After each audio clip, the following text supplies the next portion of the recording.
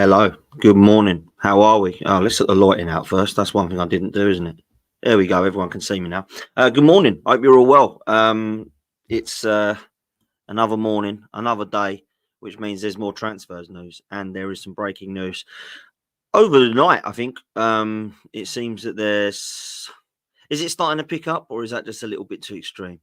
Maybe it's a bit extreme. Nothing major is happening in the world of football in terms of transfers at the moment, but it is starting to pick up. I think once the Euros and the Copa America does start to come to an end, I think it will start to pick up big time. So really looking forward to that. There's going to be a very interesting summer window around the corner across Europe, to be fair. We're going to be talking about that this morning. We're going to be talking about some of the news and rumours and some of the heavy rumours in relation to the Premier League and Europe today.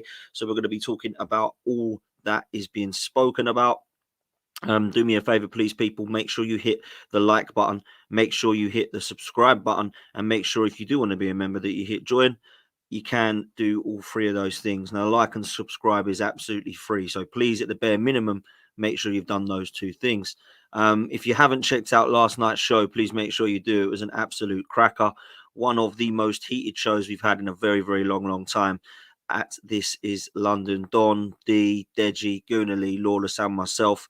And it got heated, to say the least. So please make sure you check out the last video on that, because, yeah, that was brewing up for weeks and weeks and weeks without any show, and it did not disappoint. So I'm sure you will enjoy listening to that one. So please make sure you go check that one out and hit the like and subscribe button. Okay, we're going to talk all things transfers. Before we do that, big up to everybody that's here nice and early. All of those that are here early are going to get a shout out. It's 170 Gunner. It's Ash West. Big up my bro, Mayor West as well. Big up to you, Steve.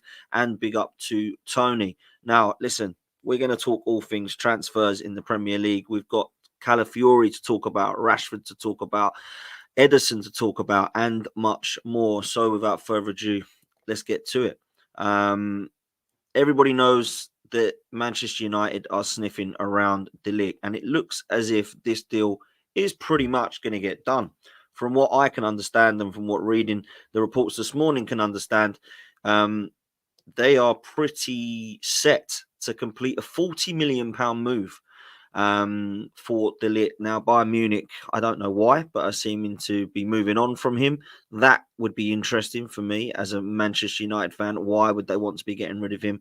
For, let's be real, quite a good money, really. I mean, it's not bad money, but it's certainly like quite good as far as Manchester United are concerned to be getting him for 40 million. When you look at some of the other comparisons around, I mean, Branthwaite has done nothing in comparison to De Ligt, and he was double the price. English tax, of course. Yeah, he would be a lot of money. I think Max Kiemann, who will come on to in a little while, was being mentioned around the same amount of money. So as far as I'm concerned, De Ligt looks like he's set to go to Manchester United. And if I'm honest with you, I don't know what to think. I said yesterday I don't think the signing is a bad one, but I also said I don't think he is an absolutely phenomenal centre half that I look at and go, wow, you're one of the best in the world. I just don't do that. And then maybe that's harsh. Maybe that is harsh because, you know, he has won a lot in the game and he's been a player that people will look and respect. He obviously knows Ten Hag, the new structure. Behind the scenes, men at Manchester United clearly think he is the right man to replace Rafael Varane. So we'll have to watch this space on De Ligt. I do think that he could be a very good signing for Manchester United, but it's not one that I would look at and think, wow, this is taking us to the next level. But I suppose when you look at the players that are currently at Manchester United, he's going to be better than Maguire and Evans. Sticking with Manchester United, let's talk about this guy because there are rumours today that they would be interested in listening to bids if they were a sizable offer for the 29-year-old Bruno Fernandez. He is expected to sign a new contract at Old Trafford, but it would be a sizable bid that would have to come in. Now, that to me basically says he's staying at Man United. Now, there's a lot of rumours and reports that he shouldn't be at Manchester United as the captain. I can't stand him, I must say. Absolutely hate him. But is he one of those players that if he was on your side, you'd quite like? And that's something I always take into consideration. You might look at a player and think, God, I hate him. But if he played for you, would you love him? Now, I don't love the player, But what I will say is if I was Manchester United, he is one of their best players. He is one of the most creative players. The stats do not lie with him. And I think Manchester United will want to keep hold of him. At 29 years old, he's got the next couple of years ahead of him, which are going to be his best before he starts to hit the decline as a footballer. So I think Manchester United fans will be happy if they keep hold of Bruno Fernandez, because most of the Man United fans I speak to really like him. But there is another player.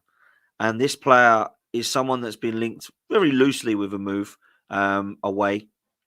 And I'm, of course, talking about this guy, Marcus Rashford. Now, there is reports this morning to suggest that Manchester United will listen to offers for Marcus Rashford due to the breakdown in the relationship with Ten Hag. Now, can you believe that Jadon Sancho and Marcus Rashford were bought in at Manchester United and everybody said, wow, that's brilliant. They've sorted their width out for the next decade.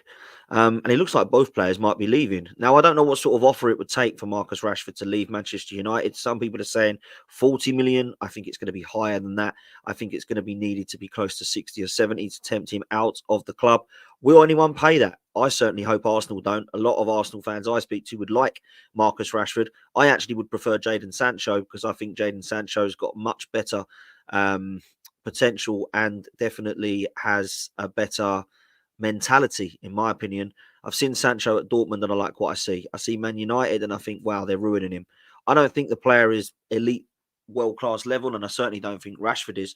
I think the mentality of Rashford is incredibly poor, and it's certainly not a player that I would like. Now, there are rumours that Arsenal have looked to try and do some talks with him early in May.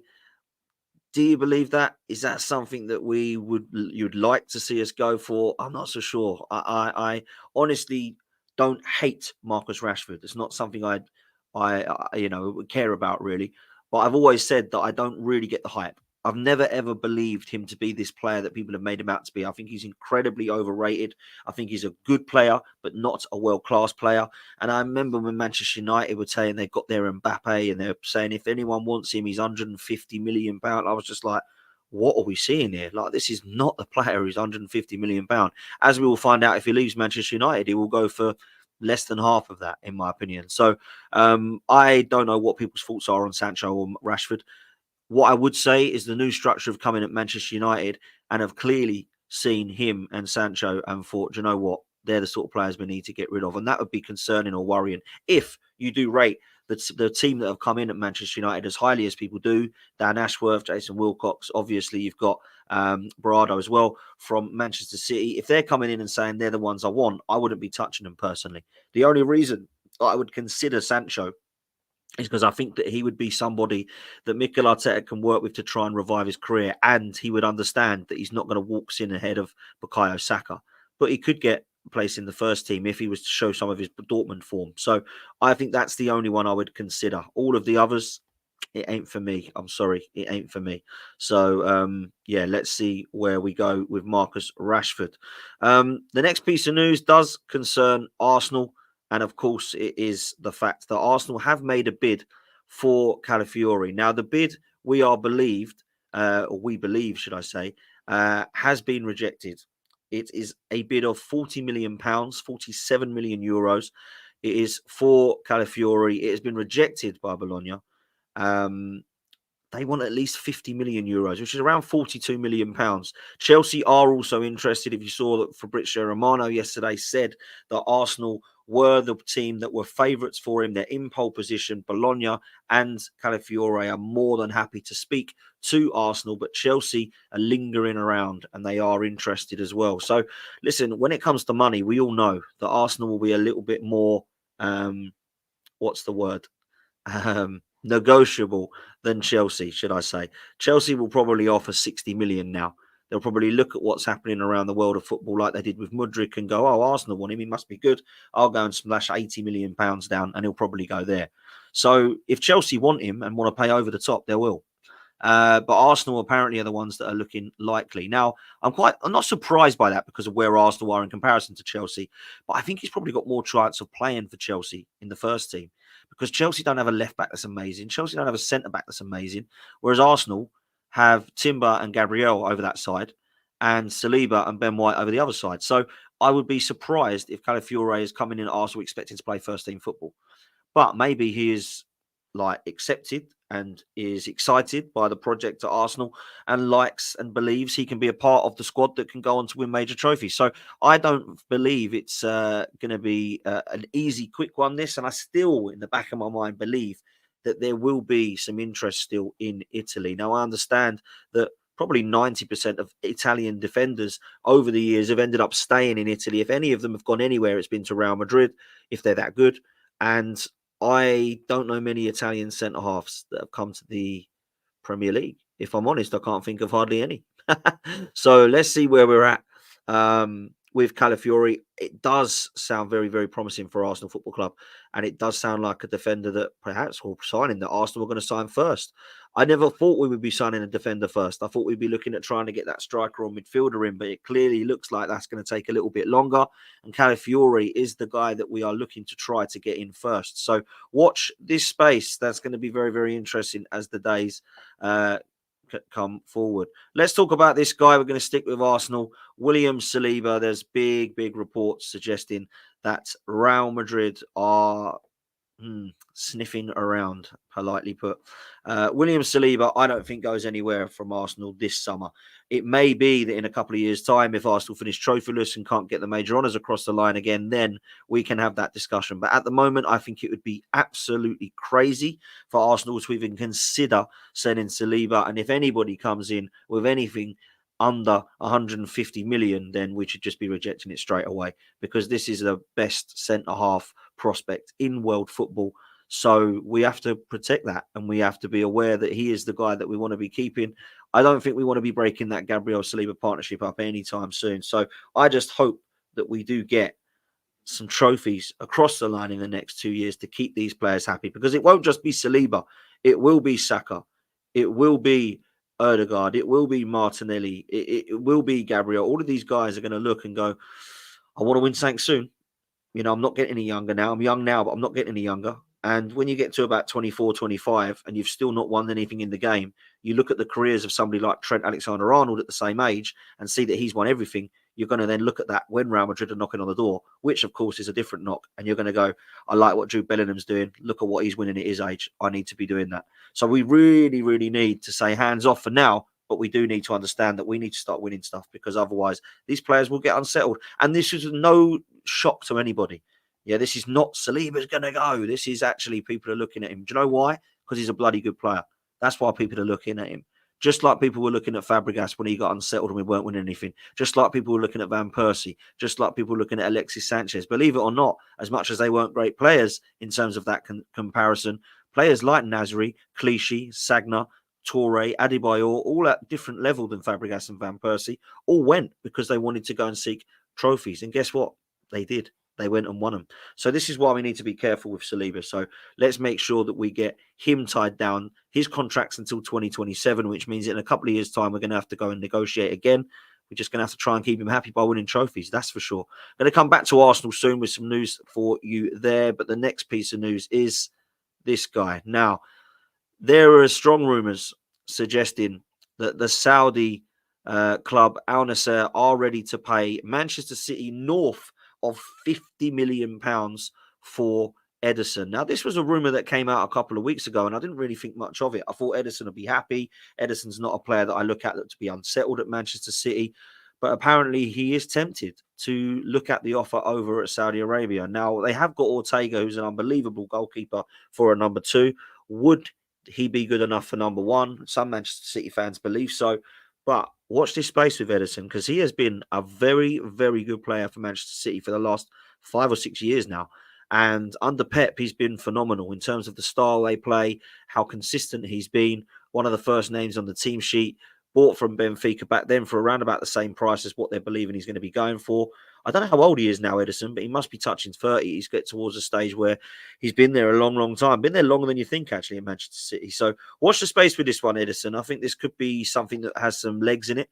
There's also rumours about KDB tempted by Saudi Arabia, but that looks like it could be off and that he could be staying at Manchester City, which, in my opinion, is good news for Manchester City fans. I don't feel like there's any need for him to be going. I think as long as he's walking, he should be in the team.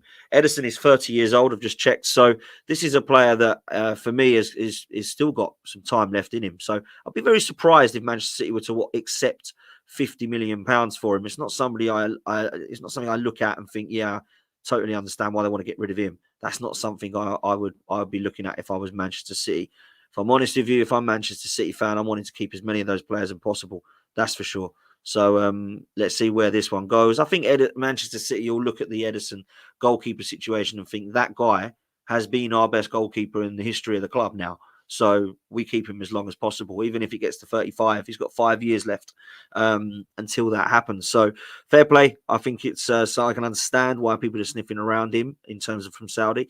Once Premier League players who have won everything in the game get to about 30, I think Saudi are now going to start sniffing around them. I really do. And I think that's just the way forward now. We're going to have to get used to it. Let's talk a little bit about this guy. He has impressed in the Euros. He has been fantastic for a couple of years now. It is Dani Elmo. And Barcelona are apparently looking at him. This is a player that I actually do really like.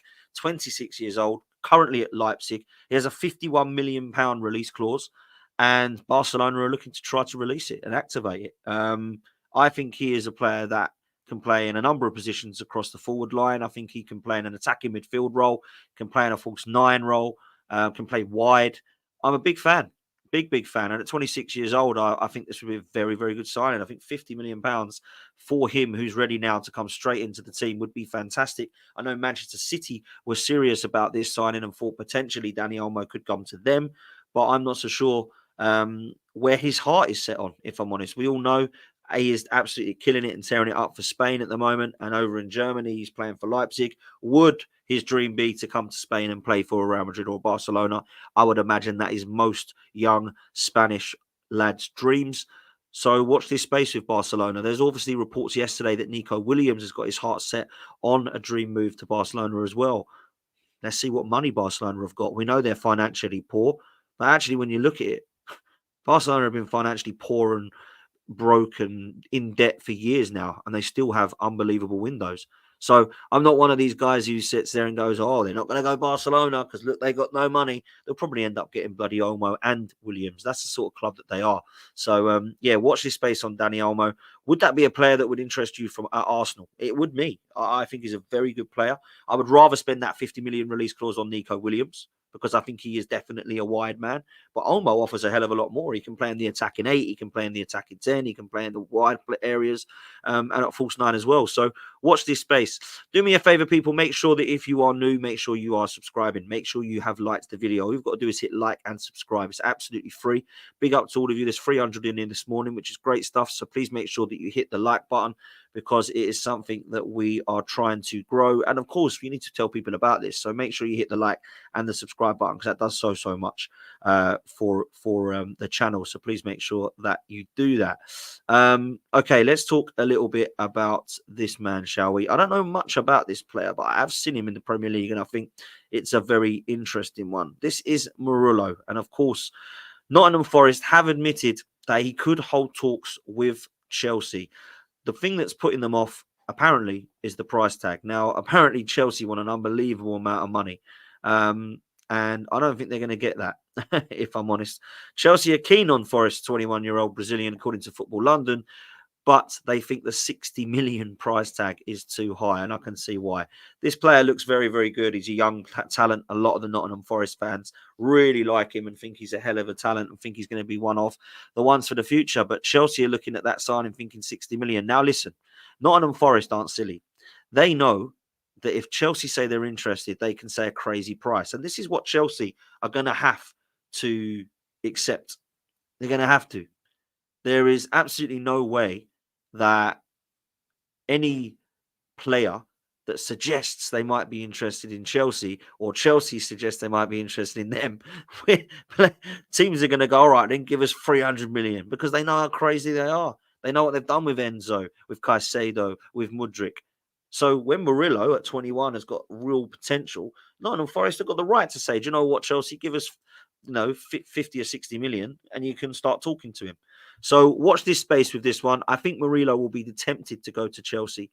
So let's just see where we're at. I think he's a good talent. I think he's a good player.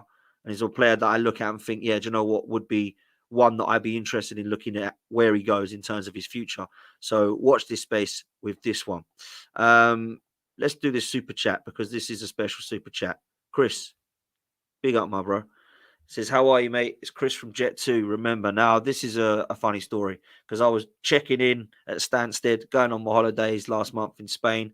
And he come up, he went, Dan, how you doing? I watch you on AFTV. I watch your channel all the time on 12th Man. So big up to you, Chris. Absolute legend. Thank you so much for tuning in. And thank you so much for the super chat, man. That does mean a lot. So cheers, bro. Big up to you. And I hope that if you're working, that you have a good time, mate. And I hope it goes quickly for you, mate. So big up to you, bro. Much appreciated.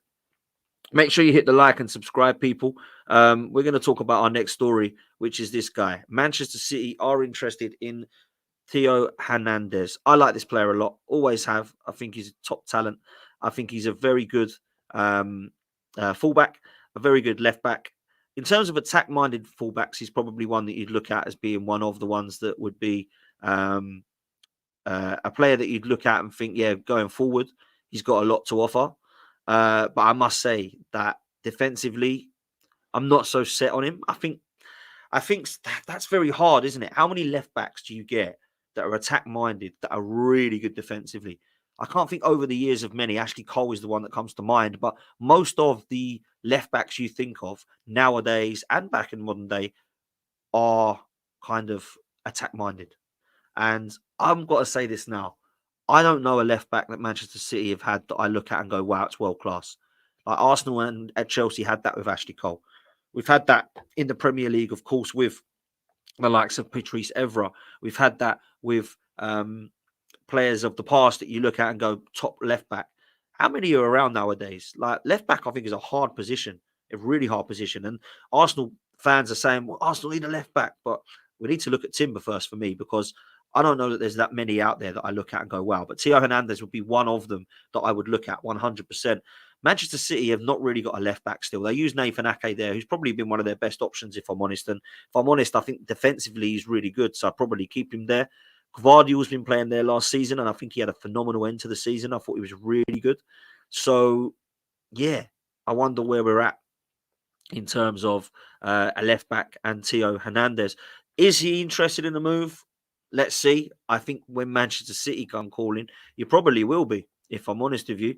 It's a player that I've really appreciated. French international, 26 years old, AC Milan, and apparently it's going to cost 51 million, which to Manchester City, let's be real, is pennies. I mean, they're just being offered 50 million for Ederson. Now, whether you think Ederson should go or not, and they should keep Ortega, is a different story. But that's going to pay for Theo Hernandez if you want him anyway. And that's about right, I think. I think 50 million for a French international at that age, at 26, is probably a good move. So that's something that we need to look at. I think Gvardiol definitely is the number one there at left back for Manchester City at the moment. But they're all very defence-minded, actually. They haven't actually got an attacking left back anymore. Since they sold the likes of Kolarov and Zinchenko to Arsenal, they haven't really had that attacking left back option. So I think watch this space with this one and see where Manchester City's head's at. Our next story is this guy. He's playing for England. He's a Chelsea player. And at the moment, he wants to stay at Chelsea. We are, of course, talking about Conor Gallagher. Now, Conor Gallagher has got some interest from Tottenham, got some interest from Villa. There's some interest from other clubs in the Premier League. But I will say this. I don't think he wants to go anywhere. He's a 24-year-old player who I think would be a good squad player for somebody in the top tier. But for Spurs and Villa, I think he's going to get first-team football more than he would at Arsenal or a Liverpool or a Manchester City. Not that I think those teams would be interested in him. Now, I've got to say this. I don't actually mind Conor Gallagher. I think he's a workhorse. I think he gives 110%. And I think he's a player that could do a job in a squad, a little bit like a Jordan Henderson, which I think is why Gareth Southgate's so obsessed with him, right? But I don't think he takes you to that next level. And I think that's what Chelsea have realised. Now, Conor is obviously a common lad, so he wants to stay at Chelsea. He does not want to relocate. And that's actually the story that's been broken in the Telegraph, that Conor Gallagher at 24 is reluctant to relocate to the Midlands to join Aston Villa.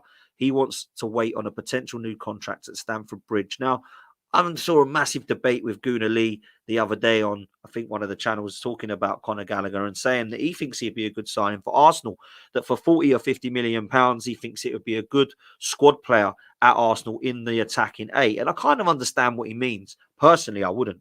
I'd rather go and get a Yusuf Fofana for a bit cheaper. I'd rather go and see if we can get Joshua Kimmich for that sort of money if we were to compare the two.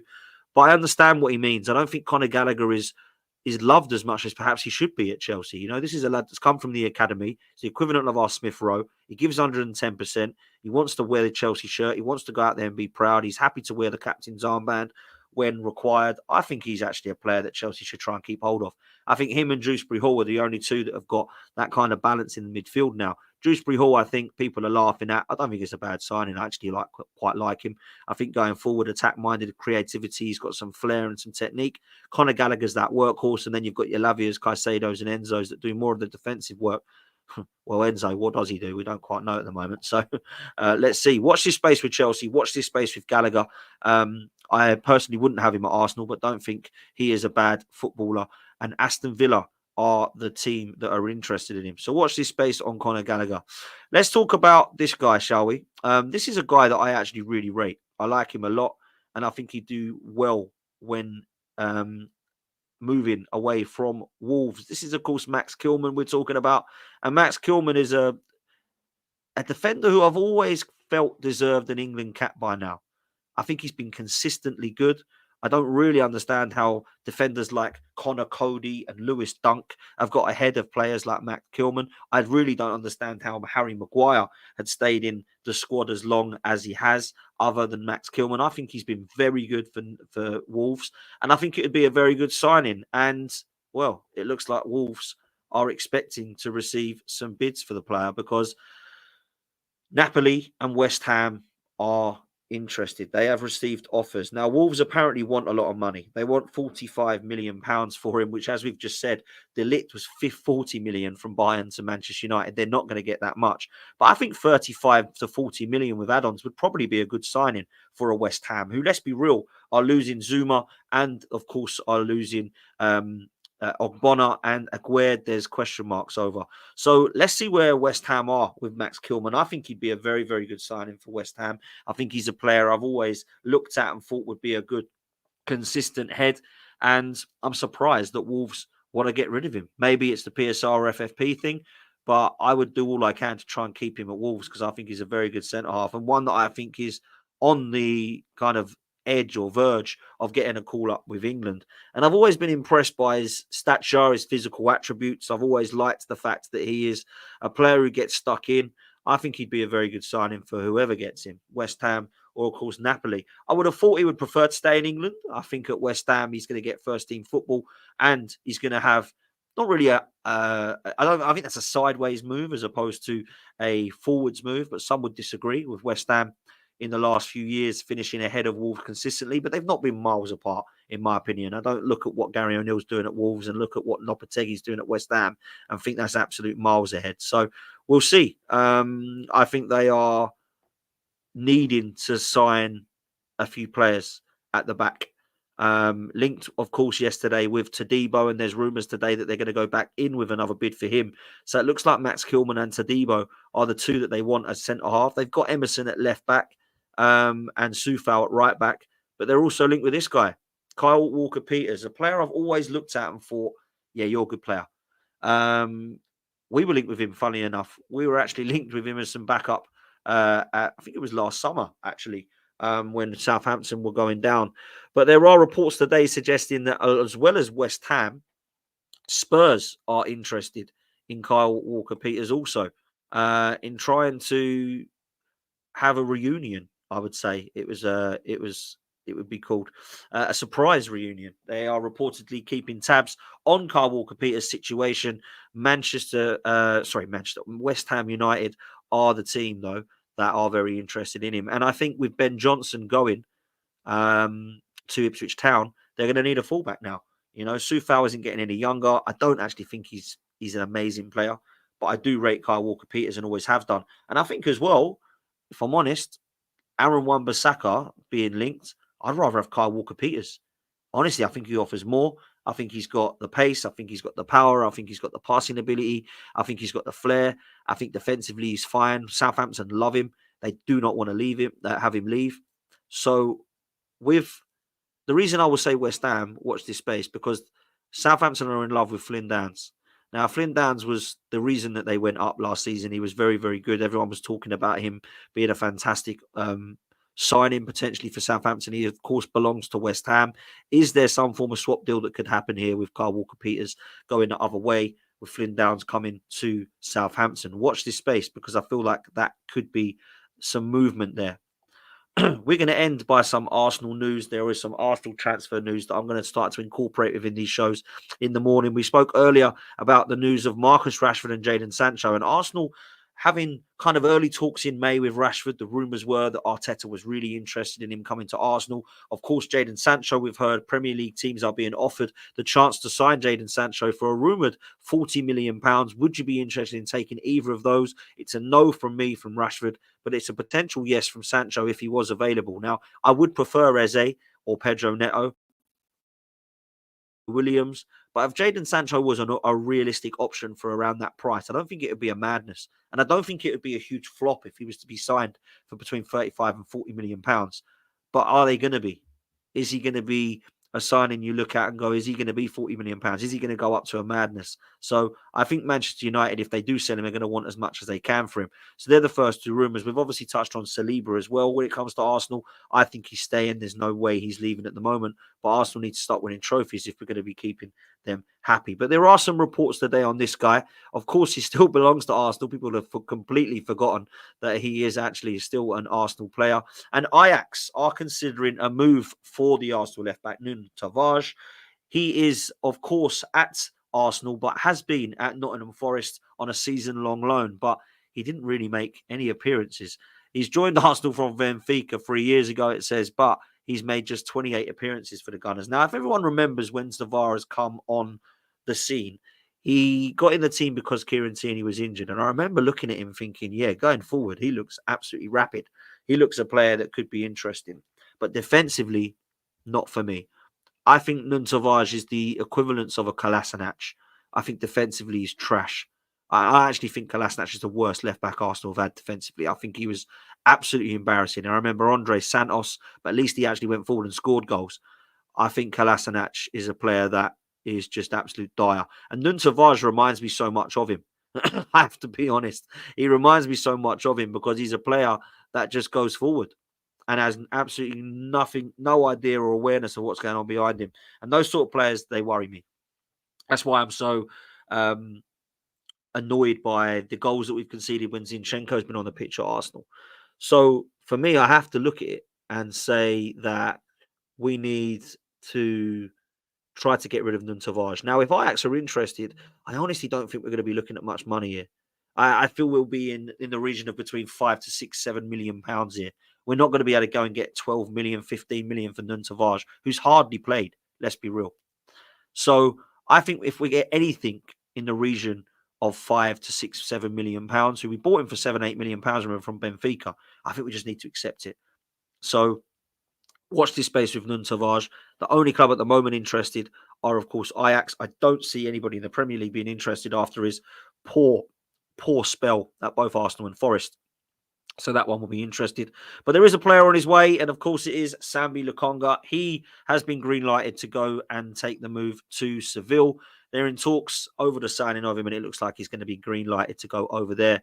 I would love to have seen a permanent sale. That would be my preferred option for Arsenal. But apparently we are looking to loan with an option or an obligation to buy. Now, I don't know what that's going to be. I imagine it's going to be no more than between 8 to 10 million pounds. He's not a player at 24, 25 now that I look at as being one for the future. When we signed him in the 6 role, I quite liked him. He's definitely not an 8, that's for sure.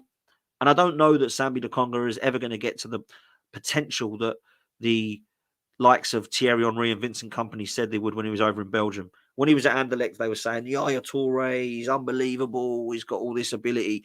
I didn't see it in an Arsenal shirt. Palace didn't see it in a Palace shirt. Luton saw it, that's for sure. Maybe that's his level. And that's no disrespect to Luton. He had a very good season over there. But I don't like what I see from Sambi Lokonga, I've got to say. And I think if he goes to Seville, I wish him the best of luck. But I hope that he does well over there so that they actually think, yeah, do you know what? Let's give this guy an option of 8 to 10 million to buy. We've got to try and get money for these players. We've got to. Like, I honestly do not see how we can just keep loaning these players out.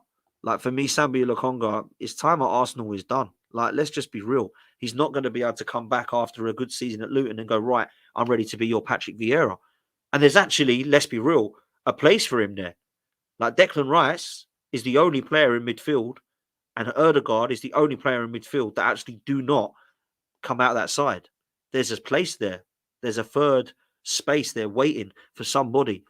If Sambi was any good, I'd say go put him in there. But I don't think Sambi Lokonga is good enough.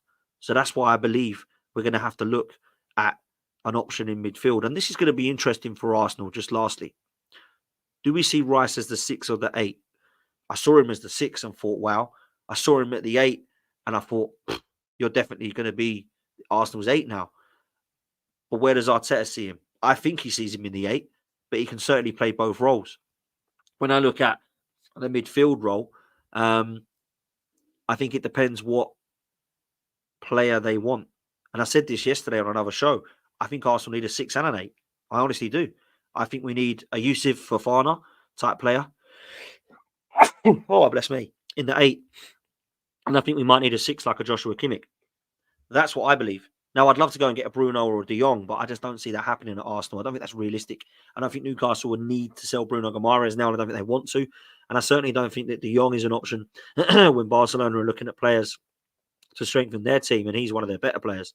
So I think we have to be realistic about what midfield option we're going to be getting. And I think Joshua Kimmich would be a fantastic signing, and I think Yusuf Fofana would complement that. Then you've got your 6 and your 8 to add to Partey, Jorginho, and Rice. Because Partey and Jorginho, we have to look at them as the players you kind of absolutely need or only use when you absolutely need them. And I think Jorginho will be similarly to El Neni. He'll hardly be used, but it will be there if we need him. And I think Thomas Partey has to try to aim for 15 to 20 games next season. I don't think he can aim for the 30, 40 that we want him to play. Because let me tell you guys, when he is fit, he is one of the best midfielders in the Premier League. There's no doubt about that. Phenomenal. And I can't help but thinking that if Saliba and Thomas Partey were to have kept fit for the last 2 seasons, would we have got over the line? And I think I have to look there and think, I think we would have.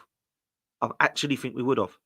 So I think that's how important injuries are at Arsenal and how important that we need to improve this squad, because I think there's 6 positions that Arsenal look at and go, what is it that we need to have the perfect 100% window that we've got all positions covered? A goalkeeper, a defender, 2 midfielders, a winger, and a striker. That's 6 players. I don't know that we're going to get 6 players. I think we'll get 4, but I think we need 6. And those 6 players that we are upgrading upon aren't the likes of Havertz and Jesus and Rice and Erdegaard, all these guys that are first teamers. Definitely, they're going to be replacing Eddie Nketiah. They're going to be replacing Reece Nelson, Fabi Vieira. They're going to be replacing Cedric. They're going to be replacing El Neni. They're going to be replacing potentially Ramsdale and Kieran Tierney when they go. So that's why we need to be realistic about who we're going to be bringing in and who they're going to be replacing. Because some people think, oh, you can't bring those guys in. We've already got X, Y, Z. Unfortunately, that's what we need to try and beat Manchester City. Because Manchester City don't go and spend £100 million on Grealish and go, oh, what does that mean for X, Y, Z? They just go and buy them. When they bought Julian Alvarez, they didn't go, we don't need him. We got Haaland. They went and bought him. They've got Bernardo Silva, Foden, and Kevin De Bruyne. They're pretty much all playing the same position, but they fit them all in. They're getting linked with players that I think, wow, that's scary. Joshua Kimmich being one of them. Savio coming in on the wing. I think that's a very good signing. They're, of course, being linked with Dani Elmo. They're being linked with more defenders, like we've just seen, Theo Hernandez. They're improving. Manchester City ain't staying still. They're not standing still. So Arsenal can't. We need to go and get as many players as we can that we believe is going to take us to that next level. And that next level is to get us across the line. So let's see where we're at, man. That's all from me. Absolute legends. Thank you so much. Nearly 400 of you watching this morning. That is fantastic numbers. Please do me a favor and hit the like button. Let's see how many likes we've got actually before we go. We're just over 100. Let's try and get that up to 200, please, people. All you got to do is click the like button, then hit the subscribe button. And you are then part of the channel. So please make sure that you do that on your way out. I will be back probably later this afternoon. And definitely tonight, we've got a great panel tonight. So please make sure you hit the notification bell so you know we're back on. Got a great panel. We've got Staffy, we've got Jimmy Spliff, we've got Henry Wright. We've also got Mo Salad. We've got quite a few people coming on tonight to talk all things transfers and all things football as things heat up towards the Euros and, of course, the transfer window, which now is well underway. So please make sure that you do that. Join us later tonight at 7 p.m. Make sure that you hit the like button on your way out. And we will see you next time, people. Take it easy and up the Arsenal. Laters.